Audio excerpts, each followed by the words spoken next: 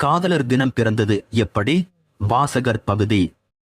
ரோமானிய அரசின் ஆட்சி காலத்தில் காதலர் தின கொண்டாட்டம் துவங்கியதற்கான சான்றுகள் உள்ளதாக வரலாற்று ஆய்வாளர்கள் கூறுகின்றனர். 2ஆம் கிளாடிஸ் ஆட்சி புரிந்த போது தனது படை வீரர்களுக்கு முட்டாள்தனமாக உத்தரவு பிறப்பிப்பானாம். இந்த அரசனின் நடவடிக்கையால் படையில் சேர பலர் தயங்கினர். திடீரென ஒருநாள் அவன் அமைச்சர்களை அழைத்தான். ரோமாபுரி நாட்டில் இனி எவரும் திருமணம் செய்து கொள்ளக்கூடாது என்று உத்தரவிட சொன்னான். ஏற்கனவே உறுதி செய்த திருமணங்களும் ரத்தானது. இதை மீறுபவர்கள் கைது செய்யப்பட்டு இருட்டு அறையில் அணைக்கப்பட்டு பொது இடத்தில் கல்லால் அடித்து தலை துண்டித்து கொல்லப்படுவார்கள் என்றானாம். இதை கேட்ட ரோமானியர்கள் அதிர்ச்சியானார்கள். திருமணமானவர்கள் மனைவியை பிரிந்து வர தயங்குகிறார்கள். காதலிக்கும் வாலிபர்கள் காதலியை பிரிந்து வர தயங்குகிறார்கள். இது இரண்டும் இல்லாவிட்டால் படையில் சேர்வார்கள் என்று அவன் நினைத்துள்ளான்.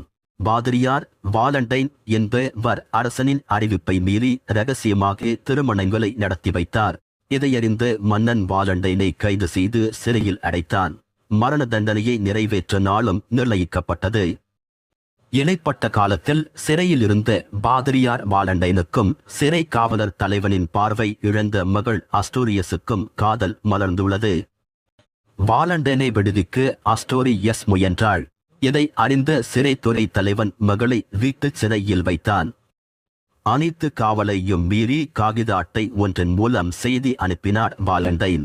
அந்த கடிதத்தை படிக்கும் அதே நேரத்தில் வாலண்டைன் கல்லால் அணைக்கப்பட்டு சித்திரவதை செய்த பின் அவரின் தலை துண்டிக்கப்பட்டது. அந்த நாள் 270வது ஆண்டு பிப்ரவரி 14ஆம் தேதி. வாலண்டைன் ரோம் மக்களின் மனங்களில் மறையாமல் நிறைந்திருந்தார். ரோமானிய சர்ச்சுகள் ஐரோப்பியரின் கட்டுப்பாட்டுக்குள் வந்தபோது பாகான் விடுமுறை தினம் அறிவிக்கப்பட்டது. இதுவே வாலண்டைன் தினமாக கொண்டாடப்பட்டது.